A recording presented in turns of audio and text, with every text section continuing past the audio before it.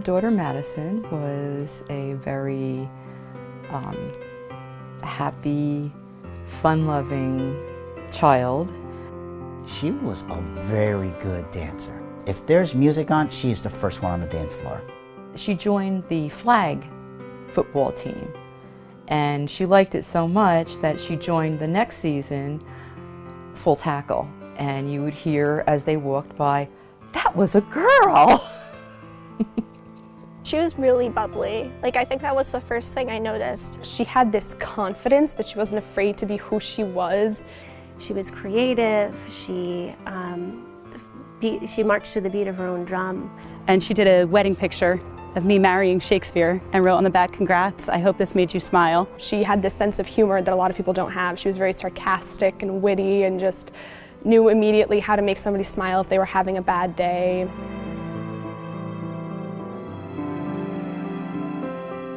She cared immensely for the friends that she had. To have someone like that in my life at the time that I did, I told her about some of my problems when I was a kid. Didn't change the way she looked at me at all. In fact, she may have loved me more. She really cared about everyone. She would try to make you feel good. I think that made herself feel better. And she was never focused on herself. She was always concerned with what was going on around her, making other people happy. And she would come up to you and be like, "You look sad. Can I hug you?" Yes you can. She just could sense other people's how you felt. But as she got into high school, she made a ton of friends. She was so happy and likable that she had no problem, but I don't think she could see it. She would always, to everyone else, be super happy, and I would see her talking to people, be bouncy. She was always but on the inside she was lock everything inside, and you wouldn't know that just speaking to her. it took a lot for people to get to know her. She didn't let down her walls. She didn't really show you that anything, happy, sad, anything like that.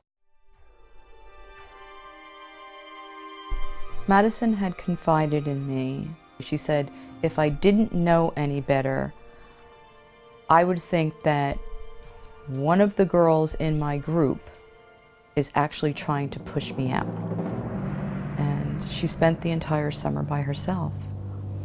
And I think that's the scariest thing about this whole situation, is how a person can feel so alone, but actually isn't. She began losing her confidence in herself and her belief in who she was and, as a human being. She was pulling away from us, and she became more irritable. Her dog means a lot to her. But at the end, she said, oh, you could take him, it doesn't matter. She did give some glimpses, but I don't think anyone really knew the full extent of what was going on and how bad it had been. I didn't realize, because she didn't share every thought with me, that the depression was really getting bad.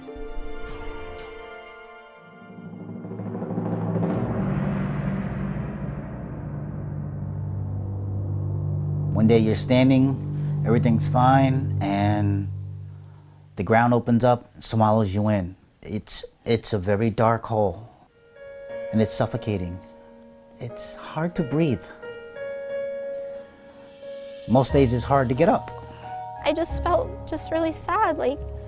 I don't know if she was ever going to tell me what she was thinking or planning. It feels like such a gap inside of you, because you can't talk to them anymore, and it's really hard because you just want to and you can't create new memories. My life will never be the same. I had no idea how much of an impact she had on me up until the point where she wasn't here anymore. It still feels like it's not real, and you still feel like you're going to see her in the hallway. It's so hard to think that that smile is gone from this world. It just doesn't make sense. She didn't fit into that category of what a suicidal person should fit into. I had so many hopes and dreams for her.